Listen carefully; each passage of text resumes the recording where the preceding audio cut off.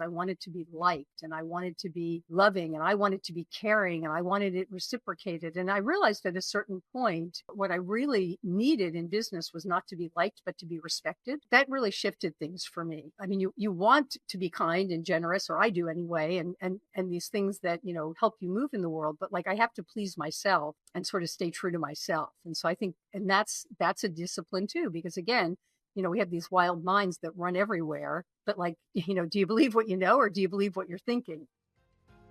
Hey there, welcome to Entrepreneurs with Heart. I'm Adria. And I'm Sydney, and we're here to help you build a rock solid business so that you can kiss that 9 to 5 goodbye and turn your side hustle into your dream job. So, if you're looking for down to earth advice from someone who's actually grown a business from scratch to 7 figures, you're in the right place. We got the scoop on everything from growing your online presence, nailing email marketing, and even how to build your team without losing your mind. Right? Plus, we'll dive into content marketing, website hacks, social media tricks, getting more traffic, staying productive, basically everything you need to know to grow your business without going back to school. So, if you're ready to take the leap and make your side hustle your full-time gig, hit that follow button and let's get this journey started. Hello, everyone. Welcome to Entrepreneurs with Heart, because we have them and so we do. We love that so much. And it's an honor to have Amy on the show. Hi, Amy. Welcome. Hello. Thank you for having me. Of course, it's an honor. So I think to start off, we want to hear a little bit about your background, your story, and your experience with building businesses and how you really got to where you are today. Sure. Well, let me give you the 30-year story kind of compact if I can. So interestingly, I grew up in a family business and learned a ton, but never wanted to be, the business person. I wanted to be the creative one. And so I, went off, did various things, and I landed in a job, kind of a random job in New York City. And I had a really open-minded boss who would, always ask me questions about what I thought and let me have a lot of input into the business. And I found out that like I loved what we were doing in business. I thought it was super creative, much more so than I realized. And he offered me at one point, totally by surprise, to buy into the business. And it was like, oh, like become a business owner. It was a really low buy-in. I was pretty young. I borrowed money on a credit card, and we turned it into a really thriving business, which actually still exists today. And it was the beginning of my adventure in business and realizing it was something that I just really loved doing. And that morphed into like 5 or 6 businesses over the years. And I was very fortunate in that I was able to, sell a business once or twice and take some time at travel and reflect on life and figure out what was next for me. But I kind of never looked back. And what that translated into was I had about a decade-long career as a freelance copywriter. And what I noticed in that business was there were so many really interesting creative people who were, they were great at their craft, but if they didn't have the business skills that were commensurate with their craft skills, they just didn't eat as well as the more mediocre, if you will, craftspeople who had the business chops. And so I started sharing, what I knew about business, and that morphed into be a consulting business of helping creative freelancers to develop the business side, which, it's a funny thing because it's not what they're super excited about. But when they embrace that, they find that they can like earn the money that their craft really delivers and really excel at their craft. So anyway, that's the long story really short of, kind of how I got where I am today.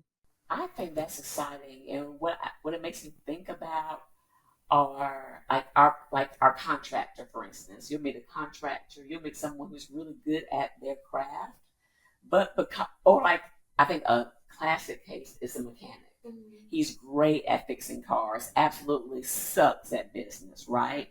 And then because of that, he's not able, and like if you're on the outside looking in, it's like you're sitting on a gold mine, right? But someone who doesn't know how to run a business, it's just exhausting, and it ends up sucking the joy out of what he loves to do, right? So I imagine that you're able to solve a lot of those problems. Yeah, 100%. And not only does it suck the joy out of it, it's like he doesn't get to like really earn well because people don't have confidence Right. because it feels like he's just not, like he just doesn't have it together. When he does, Yeah. he's great and he's probably honest and Right. reliable, but you don't know that, so it makes it really hard for him to succeed. Right. Oh, that's brilliant. It's so needed. I think from an artist standpoint, something that I commonly hear from aspiring like full-time artists and stuff is like, oh my gosh, I have to market myself. Because a lot of times artists are very introverted. They're very much into their craft, and given I'm an introverted person too. And it is really difficult, and it does feel like pulling teeth to have to like be like, this is my art, and look, and this is how it's made, and you just want to create and create and create and hope that someone buys it, but that's not how it works. No, it's true. I've worked with fine artists, and there's also that whole passion thing, right? You're so passionate about what you do and you want to share it with the world, and then you also want food on the table. Yeah. Right. And I remember, and so, Amy, I'm not sure if you saw in there was an episode where you kind of broke down a little bit. I'm not sure if you saw that one, because you were trying to deal with the dichotomy of doing what you loved and making money, and yeah, you're not unique that way. I think it's also the determining factor of like what it means to be a successful artist, right? Because a lot of times, and then we'll get back to your story, and Miss Amy, I'm sorry. It's so good. It's so No, good. it's all of a piece. Yeah. But I feel like it makes you really think about what your measures of success are. Because before, when we're all kids, we're all painting and enjoying it, and not even thinking about making ends meet. It's what's successful about it is that you had fun and that you created something that you enjoyed, and you enjoyed the journey, and you learned something new along the way. But now that you're turning your dream into this thing that's supposed to like sustain you and your family, right? It becomes this different kind of pressure, and sometimes the meaning of success can become different now, not just having fun and creating art that you love. Yeah, exactly. And I guess there's that, especially with art, there's that sort of commercial side and how success is viewed, right? Like what, and actually, to your point, I mean, what is success? Is it personal satisfaction? Is it monetary satisfaction? Is it what the world sees as success, which is very often monetary satisfaction? And that's certainly a piece of it, but as we know, it's not all of it by a long shot. Something on your form that I was really drawn to, would love to talk about, is this idea of imposter syndrome, and how not we all, but how it can be easy to sort of hold yourself back with these sort of intrusive thoughts, right? And I wanted to know why you put that on the form, and your experience with imposter syndrome, or other maybe business owners with imposter syndrome, and your thoughts on that. Yeah, it's interesting because I work with a coach, and that's like her main body of work is exactly that. And I think, I think it's particularly prevalent for women. And there have been some studies and some research on that, particularly where like men just naturally seem to think that they're good enough, and women just naturally seem to think that we're not good enough, and that we're always trying to like chase some sort of a standard or some kind of approval. And I find it interesting in my work that just shows up just really powerfully, right? That women come in, and even if they're really gifted and they're really talented, they doubt themselves. They fear what other people will think. And so I think an important part, or at least I see it as an important part of my work, is to help people see what's valuable, in themselves and in what they do, and how to express that. How do you share that with the world? Because I think the other challenge that we have is it's considered sort of egotistical or conceited, right? We don't want to sort of talk about ourselves or elevate ourselves. And in business, you have to get around that somehow, because you have to be able to talk about what you do, and you have to be able to create a value equation, right? That you have to see first, and then the more challenging part can be like selling, if you will, or sharing that with the marketplace. And so I think it's often the embedded work that we have to do. Because like I can say I'm a business mentor and I help people with business skills, but it's very hard to do that if your self view or your self image isn't really where it ought to be relevant to your talent, right? You can be so talented and so brilliant, but if you don't see that or you're hiding that, it can be very hard to make it in the marketplace. So I feel like those are things that you have to sort of reckon with or come to terms with in order to, achieve success. Again, success, however you define it and on your terms. So that feels like it's not that my main work, but I feel like it has to lay over or into or around everything that I do. And that's part of my work. I feel like in empowering people is, I can help them see through a different lens and ideally elevate their view of themselves, because it's usually there, right? The skill and the talent and the passion is usually there, but it's that, who am I to, and can I, and all of those things, those voices that we all have, that I think we need sometimes somebody outside of ourselves to help us overcome or see the, see the truth of who we are. Oh, that's good stuff, Amy, right there. Let me ask you, there's so many things. One thing I wanted to ask you was about the quote that you listed. Faith and fear both demand you believe in something you cannot see. You choose. Oh my gosh, that's so good. You're right. That's really good. It is absolutely true. And why do you think that we tend to choose fear over faith? That's a great question. And I think we're sort of wired for it. It's the, like, I mean, as human beings, I think we're wired to, I mean, our whole system, our whole limbic system and our adrenaline system, it's all wired to, like, I guess it's from, the cave people days of, fright or flight. And we're always wired to protect ourselves. And I think it like it's a natural instinct, and I think it's a really positive instinct. But I think we take it, we let it rule our lives. And I think we can let it rule our business lives. And it's interesting. I'll tell you, my dad was his whole thing, and he talked to, us as kids, and then he talked to his grandkids. His whole thing was positive mental attitude. You have to have PMA. And as a kid, I kind of thought it was like hokey, and like I thought it was like I actually, and I hate to admit this now, but I thought it was sort of fake. Like it was like, this rah dad, and he was a great dad, an amazing dad, but I thought it was like a made up thing so his kids would feel good. And then he had some real business adversity. He was a business owner, and he had some real business adversity later in life. And I saw him put those principles into play. And his belief at that time, and his response at that time was like, hey, listen, it's a money problem. There's money out there in the world.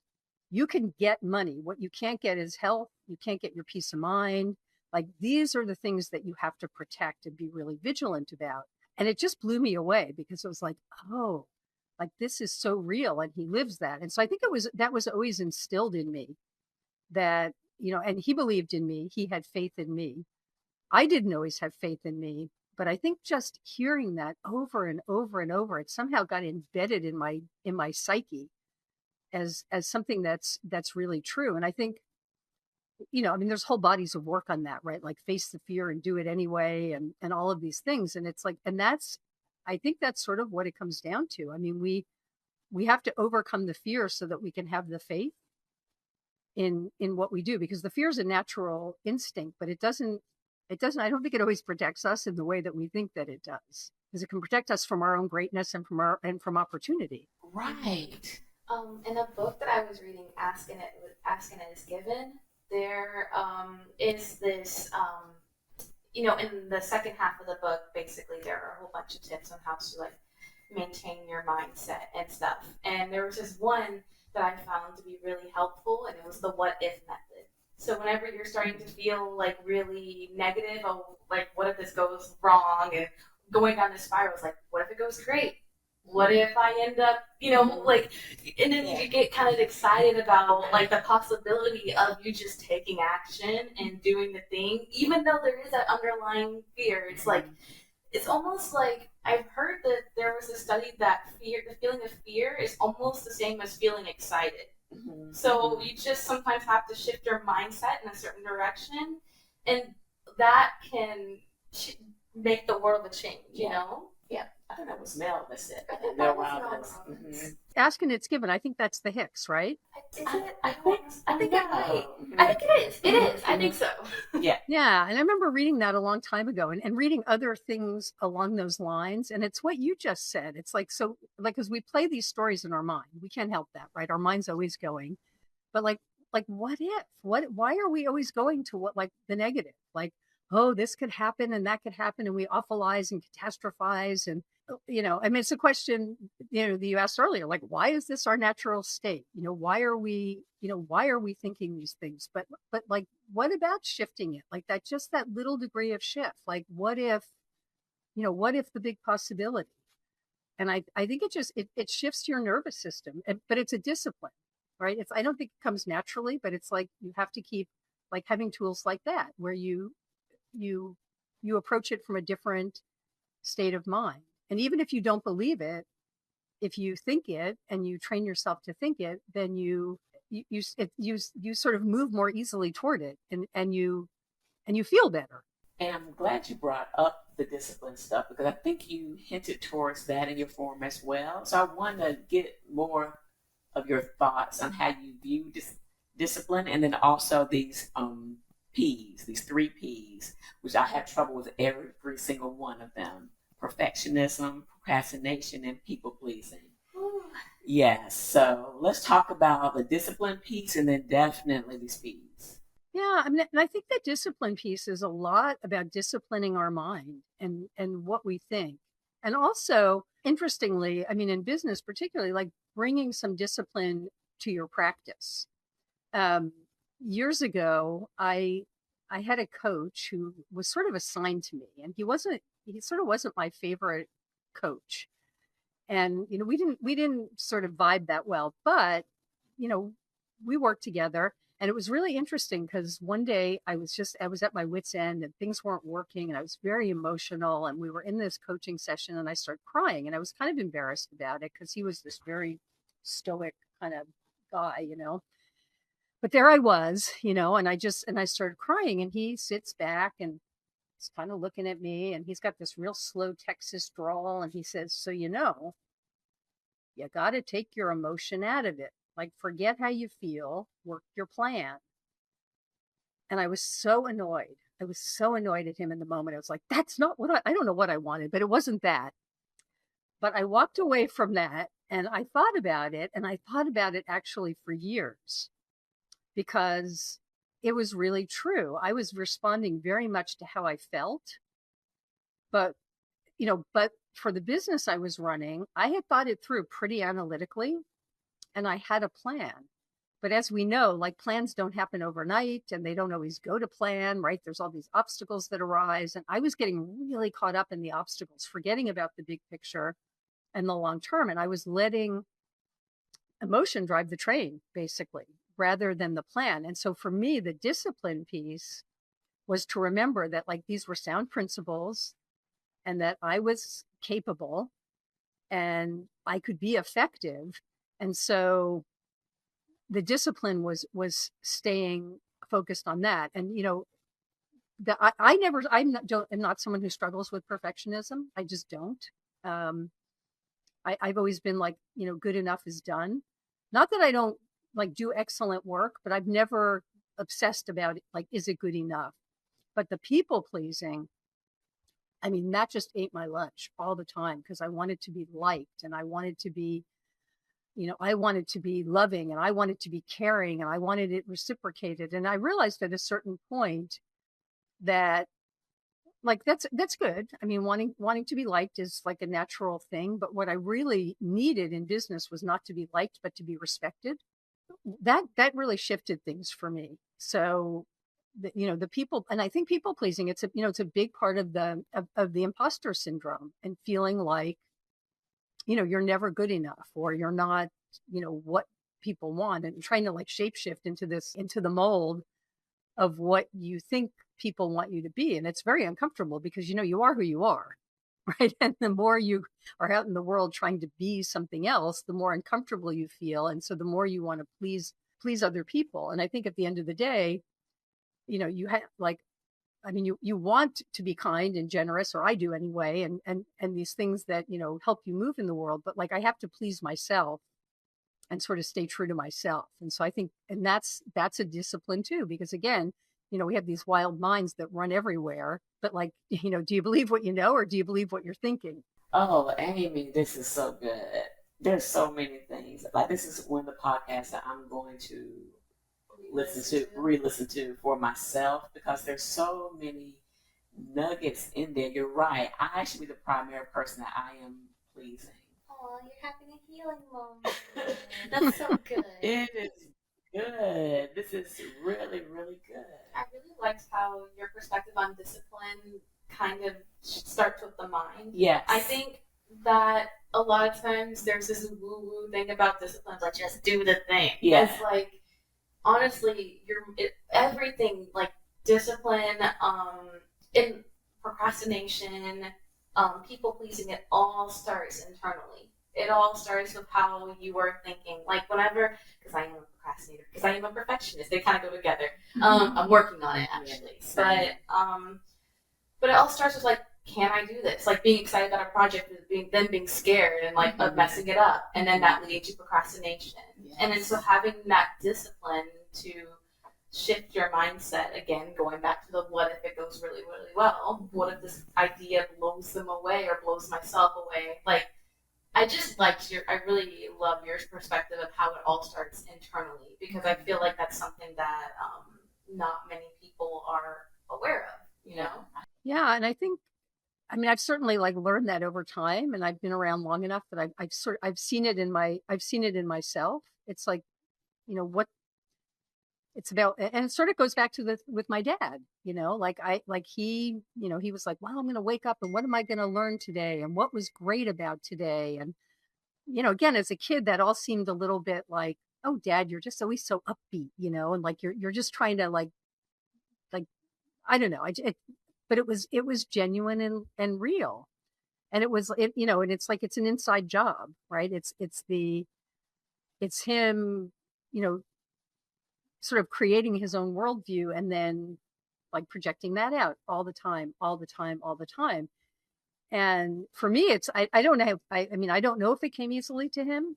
It always looked like it did. It did not come easily for me. I mean, it's the idea of like years of study and reading the books and like reminding myself of, what it really takes, and what's really involved, and that the discipline is really my own brain. And Sydney, it's what you said earlier. It's like, well, what if? Right? Like, what if this crashes? What if it burns? What if it doesn't work? What if I'm wrong? What if I'm right? Right? And what if I live in that? Like, why can't I live in that possibility? Why is that so foreign to us? Like, what if I'm right? What if I'm great? What if it's an amazing idea? What if like everything I want is just around the corner, but I'm mired in fear and doubt? And that's not an easy discipline inside one's own brain, don't you think? I mean, it can be scary in there. Yeah. Yeah. So what tips do you have? Share with us the tips. I think it's an inside job, but I think sometimes the perspective is from outside. And so I think it's like, find your source, whatever that is. It's different for everyone. I mean, it might be another person. It might be a body of literature. It might be your faith. It might be whatever it is. It's like, find that thing, and just like, overdose on it. I mean, and keep a steady diet of it. Cause I don't think it's something that you can, I don't know, for most of us, I don't think it's something that you can let up on. It's like a continuous work, because, coming back to the beginning of the conversation, right? We had that fight or flight. We had that innate fear. And even a fear of success. And so I think it's like, what's, like for me, I journal and I meditate. And those things really help me. I mean, I can be like, going along with busy mind, and I got this to do and that to do. And I sit down to meditate, and it's like, oh, that's what's really going on. Like, I immediately get to the, what am I really feeling? What am I really thinking? And that's when I can get real with myself and then look at the big picture. Now that happens to work for me, but I think whatever works for you. I mean, for years, it was finding the right books and following the right people and seeing like how did they move and how did they operate and what did they believe and can I adopt some of that and you know embody some of that. Um, and also, I mean, I think I'm old enough now that I've been through enough that I see like the worry and the fear just it doesn't help you. It doesn't help you. Doesn't help your mental health. It doesn't help your physical health. And so if you can find some kind of way to conquer that, I think you're just happier, or more at peace. I don't know, more at peace or more content on the day to day. And that's what we've got, right? So we don't want to like spend all of that in like the fear and the worry and the spinning. So, and if that's who you are and if you're committed to that, then you have to find like, what gets you out of that, what changes your core belief system, and then that's where the discipline comes in because you got to stick to it, and it's really hard to stick to, especially when it starts working, because it's like, great, that works, what else can I do? Or that works, I don't have time for it today, whatever it is. And I think that's me. Like like the meditation works really well for me, and journaling works really well for me. And so I'll get into a rut, and then I'll pull out, my meditation, my journaling skills, and get past that one. But then I'll just stop. Like I don't have the steady diet of it, and so that's what I think I am missing. And it's the discipline, and that's kind of like why they call yoga a practice, because you were practicing for those hard times. It's not about that session, but it's about when you get upset in traffic, you can bring in those breathing techniques and things. So I need to realize, talking to myself, thank you so much, Amy, that that like the meditation session and the journaling session may not be for what I'm going through right then, but it may be something that I need a little bit later. Yeah. Yeah. I think something that I really like what you said is also knowing your why behind things. Mm-hmm. For me, and that kind of pulls me back out of like anxiety when I'm doing certain things or like worrying about the wrong things. An example I have about this is when I started posting consistently on YouTube, I wrote on my whiteboard in my room like why I was doing it, which was to make videos of me creating my art so that I'll be proud. So anytime that I'm like about to post a video, I'm getting anxiety, like, will anybody watch it? Will anybody like it? It's like, wait, that's not why I'm doing this. That's not my measure. You know what I mean? And it measure of success. and I think sometimes that can be a useful tool for people to come back to is knowing, like having your own personal metrics of why you're doing something, because a lot of times we can get caught up in the glitz and the glam of being validated by others, going back into that people pleasing thing. Because what I realize is, and maybe you, as a fellow people pleaser, Miss Amy, you may have realized this too, is that it feels way better to be accepted for who I am than to be liked for who I'm making myself up to be. Yeah. And then I feel like it leads into imposter syndrome when you're just trying to cater to other people. I mean, some of those things can be true about you. You can be a kind, generous person, but you might be a little sassy. You know what I mean? And you might like someone who like loves your sassy side, loves your quirky, goofy side. You know what I mean? It feels way better for people to like you for who you authentically are. And I think getting rid of those external metrics of like what would people like or what would be the perfect version of myself, right? Getting rid of those and staying true to yourself, no matter, even though it's kind of easier said than done, it's the most validating thing and the best thing you can do as a business owner, as a person. It's beautiful that you said that though, because it's like beautiful, brilliant, I don't know, a combination of both, because that's the work, right? It's really hard to get there, especially, I mean, you're talking about YouTube, like in the social media world, because everything, I mean, there's so much that we don't know, right? Is that fake? Is it phony? Is it authentic? Is it real?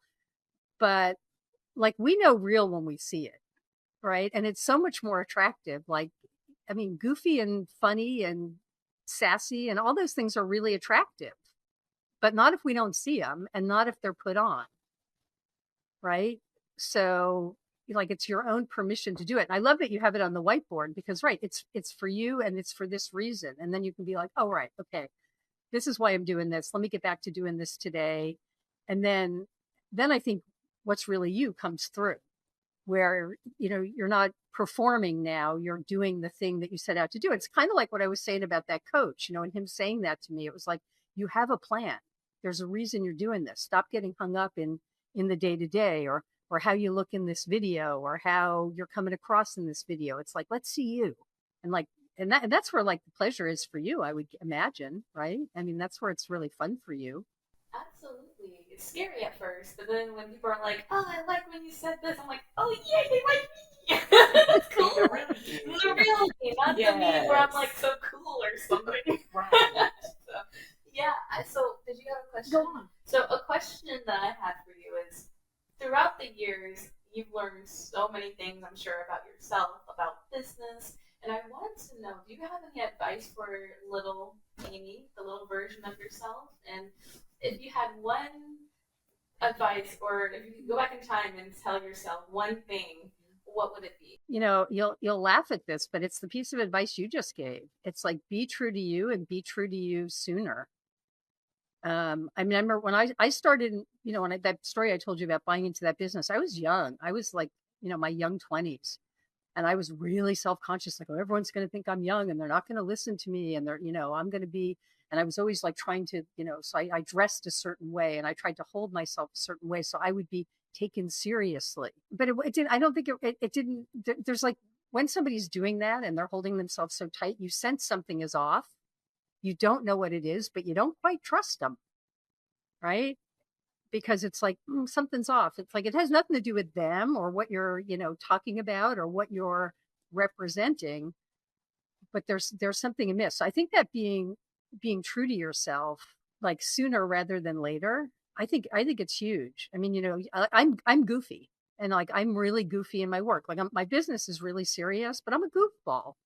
And so like, I like to let that side show. And like, people tell me, oh, it puts me at ease, because you're like, we thought you were so serious and you've got the gray hair and all of this. And it's like, oh, you're just a like goofball. It's like, yeah, I am a goofball. Thank you. Because I like that side of me the best. I like the side that can sort of laugh and make light of things. But I held that back for so long because I wanted to be taken seriously in business. Because then when I wasn't young, then I was a woman in business.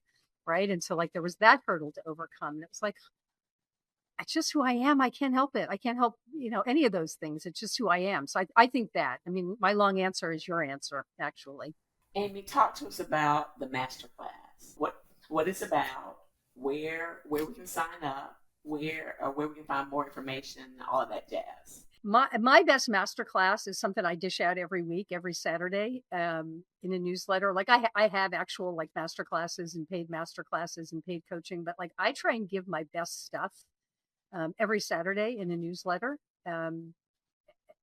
literally. And people can find it at amyposner.com/subscribe.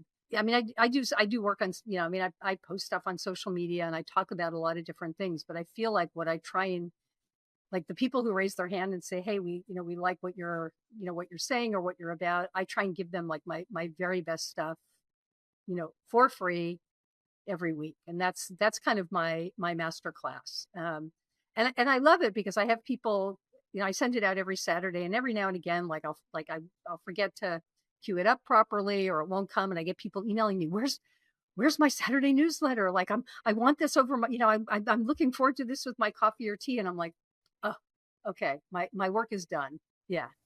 So that. So, what types of things do you talk about on the weekly basis in your masterclass? Is it like business? Is it like, so what is, or are they just a variety of different topics? It's mostly business, sort of mixed in with like a little bit of the personal, like kind of the stuff that we're talking about now. And one of the things that I try and do, so I'm trying to mix the really practical business things, like how do you create an offer? How do you decide what your pricing is? How do you know who you should be talking to? That with some of this mindset stuff, because I'll call it mindset stuff. That's not the most eloquent term, but we'll call it that. Because all of those things are important so that you can make a living, but it's really, a lot of my viewpoint is like, what lens are you looking through and how are you seeing this? Because I think, a lot of times what I see in business, for example, is people will let clients dictate their terms or dictate like how big or little they feel.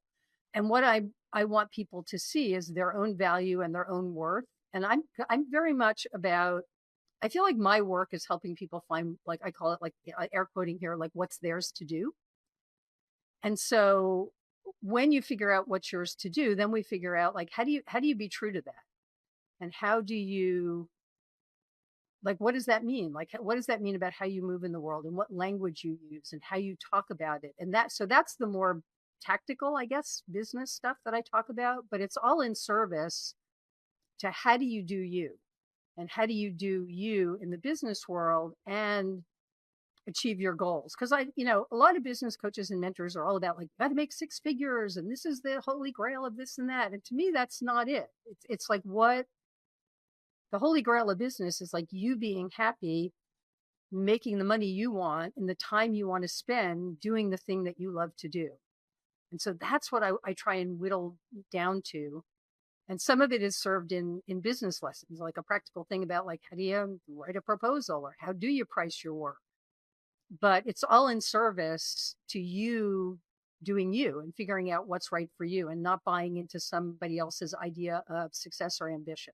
So that's a long answer, but I think that encapsulates what I'm trying to do there. I love that. I'm gonna have to sign up. I know, I'm saying the same Please thing. do. Yeah, I definitely want to. So I think we cover this, but I want to make sure that I've given it its moment of glory. So you talk a lot about the unshakable self trust. Is that like an encapsulation of all the things that you already mentioned, or is there one little nugget that we should take away?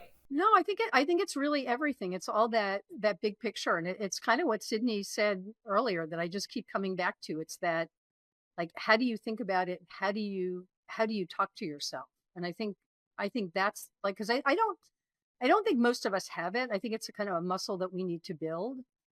And so it's that coming back to it over and over and over, like, and then looking at the demonstrable proof, right? Like you see what's happening, like, oh, I'm doing this, and like here's what's happening. Like it's not some crazy result that I am projecting out into the world. It's like, how am I actually moving in the world, and what's actually happening? And that, like, and that's like celebrating your successes and celebrating your wins and learning from your, learning from your mistakes, and not, not demonizing yourself, but saying, oh yeah, I'm, here's where I've succeeded. Here's where I need to improve. What can I learn here? So I think that's what builds that self-trust. As you see over time, it's like, yeah, I've been relying on myself and I've been doing okay, even though I've got these voices in my head going, really? And questioning you, and should I, and could I, and would I? And so Yep. that.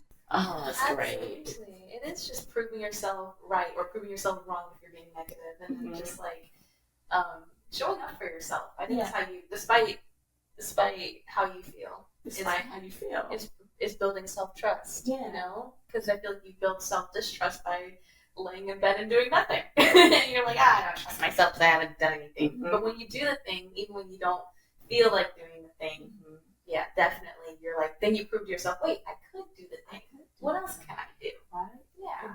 I think another piece of that is surround yourself with people who see you, who see who you really are and understand your value, and can, and you're willing to be vulnerable with, so they can pick you up when you fall down and say, hey, wait, I know who you are and I see you, and like, sure, you're having a hard moment and we all have those, but like, here's the truth. And I think that's part of the great journey about entrepreneurship, is we get to choose, right? You're not in some corporate gig where, like, you got to put up with this guy, whether you like him or not, and whatever he says. It's like, no, we can, yes, or no, you can't, not everybody's great or perfect, but you can choose. You can choose who you do business with. You can choose who you surround yourself with. And I think that's another layer of that. That's not so much discipline. It's just making good choices, maybe. But I think the more we do that, and the more like we're seen by those people who we respect and whose opinion we value, the more we value ourselves. Because, like, I have a coach, for example, who sees things in me that I don't always see, but I believe her. I trust her. So if she says that's true, then I'm just like, okay, I buy that, even if I'm not feeling it in the moment. It's like, let me borrow your vision for me, that kind of thing. Oh, that's great. That's really great. I do believe that the people that you surround yourself with in general matter, as They far do. as you just pushing yourself as well. Yeah. It's easy to surround yourself with people who are very like complacent, and it's okay to be happy where you are in life. You know what I mean? But if you're trying to like grow and be at a certain point, to surround yourself with people who are also trying to grow or who are also at that point where you're trying to be at, I think, and then with their opinion of you being a positive one, can definitely play a big role, especially in those tough times. Because just like Amy was saying, you know, I do believe you, I respect you, I trust you, and so when you let me know how you feel about me, and it's positive, it's that little extra boost. Yeah, even if it's not so positive, it can still be like, okay, let me. They can pinpoint this. Exactly. You know what I mean? The blind spots. Yeah. All those things. Yeah. Oh, this is great stuff. I took all the notes. I feel like it's impossible to see it all, you know? Yeah. And that's okay. Like, you're not meant to do everything alone. Great stuff, Amy. All right, so as we wrap up, and this was so good, where can people find you? And do you have any parting thoughts for our viewers? Yeah, so you can find me at my website. It's amyposner.com. And I've got lots of stuff there. And I guess a parting thought, sort of like to cap this conversation, is to trust yourself and to trust in yourself to find the right mentors and the right people for you. You know, I said it to you, Sydney, about the YouTube thing. It's like, we know real when we see it, right? Like, you know, when you have that feeling in your gut, you're like, well, I don't know. Well, you know that you don't know, right? And that's probably a sign that it's not right. But you know when you know, and trust that, and learn to trust your inner knowing about what's right for you. And I mean, I guess I am someone who believes in trusting your gut, but I think, like, trust and verify, right? Like, trust your gut, but like keep chalking up those experiences where you were right. Like, oh, you know, I thought that in that situation, and sure enough, and I thought that, and sure enough, and like, learn to believe you and your sort of inner compass, and work on honing that and refining that, because, well, first of all, it's all we've got, right, at the end of the day. But it's also, I think it feels really good when you develop that self-trust, and you know, you can believe in yourself. Doesn't mean you're going to like feel that way every day, but if you know that fundamentally, or you work on developing that, I think, you know, again, it's a muscle that builds. And so I think that's, you know, I don't know if it's self-reliance, self-confidence, but, you know, learning to believe those things instead of, you know, saying, yeah, whatever. Yeah, like, you know, we just tend to dismiss them. But like, I think instead, invest in them and believe in them. As someone who went to art school, I've noticed that there is this and I think it's a societal thing too, where we are praised for being overly humble and dumbing down our achievements, our skill, what we know, and be like, it's not that. And it's sometimes, and I feel like that can play a really big role in like not trusting yourself, imposter syndrome, not believing in yourself, not trusting your gut, feeling like you're constantly not good enough. And I feel like it's something that, like, unfortunately, like, it has just been conditioned in each and every one of us in some way. So I feel like what you said just rings true, and it's something that we all have to like unlearn at our own pace, you know? Yeah. I believe that. I think it's really true. You know, it's like in some ways we have to be our own best like supporter, and you know, it's not always easy, but I think it's critically important. Yeah, and I think it's just knowing that it's not arrogant. It's not arrogant to be like, I did that. You know what I mean? Like, I'm proud of myself. It's not arrogant to be proud of how hard you've worked and the things you achieved, and to know how great you are. And I think that's sometimes misconstrued too. Sorry, I keep going on my little side tangents. That's so great. I love that, and I'll just say one more thing, and I've observed this so often in coaching. It's the thing. It's people dismiss this thing like, oh, like anybody could do that, or that's so easy. And the thing that comes so easy to us that we're so quick to dismiss is often our superpower. Because it's not true that it comes easy to everyone or everyone can do it. But we tend to we just tend to be so dismissive of it. And often when you lean into that, like that's where the juice is, right? Because that's the thing that's the thing that drives you, and it doesn't drive everyone. I don't know why we tend to think that, like, we just dismiss it, but often it's like, that's the heart of of all of it. When you were little, like before college, before getting into business, can you connect your like what your superpower was then to what it is now? Like, do you feel like it has always been there, like your knack for finding creative ways to navigate business? And but like maybe it's a little bit more of a more simple skill as a kid, right? What, and I don't know if this is it, if this, I don't know, but what popped into mind for me was empathy. I've always, I don't know, I've always sort of been able to put myself in other people's shoes, or I've always sort of like advocated for the underdog. I've always like had this sort of empathy, and I feel like that's the thing that carries through, or that like allows me to work with people and see them and care about them. I don't know. That's what popped in. I don't know if I don't know. That was a very ambiguous answer, but that's what came up for me. Yeah, I think like when you're working with other businesses and when you're talking especially about like how you almost have to show somebody what like the goal that they are sitting on and how worthy they are, that takes empathy. That takes putting yourself into someone's shoes, be like, look, I know you feel this way, but look at what all you've done. Look what you have. And not everybody is an empathetic person. Not It's a superpower. that is a superpower. It's like you're a safe space. Yeah. You were meant to be that safe space. Yes. It seems like. I think Well, so. thank you. And that's feedback I get a lot, and I really value it. But like, I mean, along the lines of our conversation, I just thought like, oh, well, everyone feels that way, or everyone cares, or and it's like, oh no, they don't actually. Amy, one more thing. I know we keep saying this. We're having a hard time letting you go. Where do you see yourself in the next year or 2, 3, or 5? What are your goals? So funny that you asked that, because I'm really working on that. I'm looking for ways to help more people. I feel like in the work that I've done in, I don't know, the last 5 or 6 years, like I do a lot of small group coaching and masterminds and one-on-one coaching. And like it's great work and amazing things happen, but it's also really expensive work. And I really want a way, and this is what I've been working on the last year, and it's what I see like for the next year to maybe 5 years, is how do I bring this to more people? How do I make my work more accessible? And in line with everything that we've been talking about, it's kind of been scary for me, because like I know what I know, and I know what I know works, and I know how to do it. This is not something, when I started this about a year ago, it was like, I don't know how to do this. I have no idea like what format it takes. How do I do it? How do you get what's out of your head and into a format that works for other people?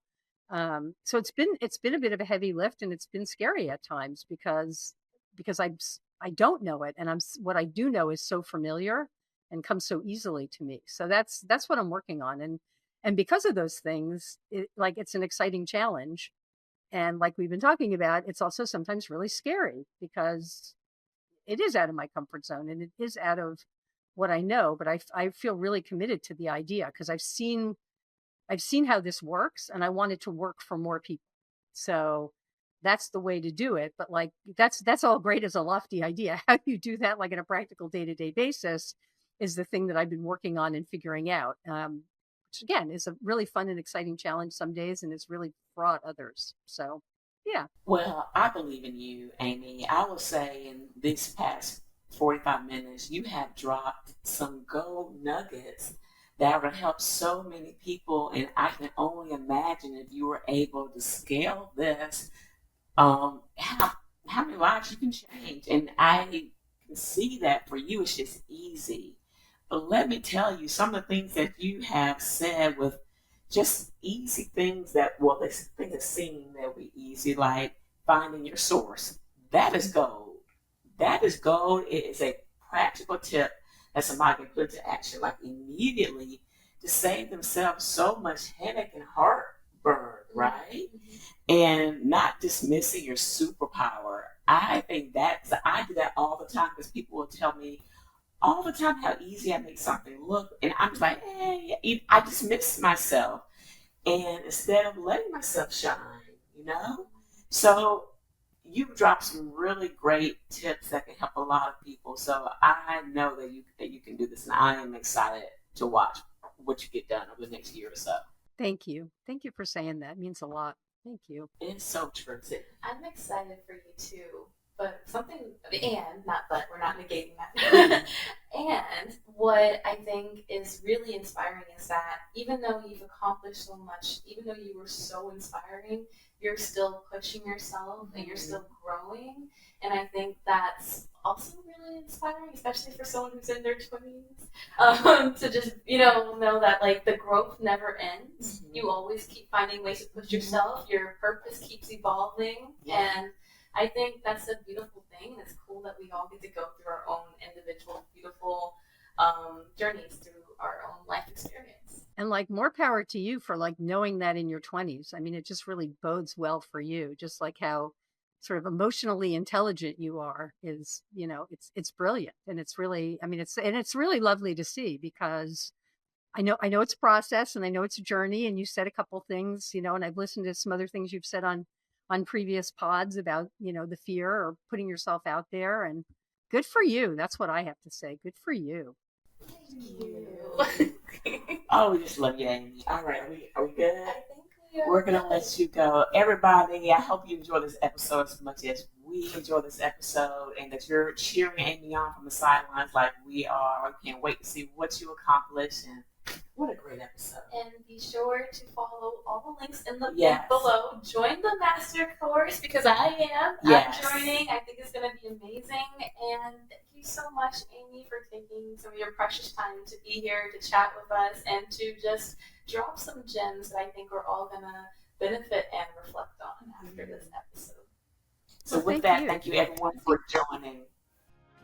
Thank you for listening to Entrepreneurs with Heart. If you're watching on YouTube, drop a comment below and let us know what your takeaway was. Or if you're listening, take a screenshot and share it on social media with your takeaway. If you would like to leave us a review, head over to your favorite podcast app and give us a 5-star rating. This will help us reach more small business owners like yourself, and your feedback helps others find our show.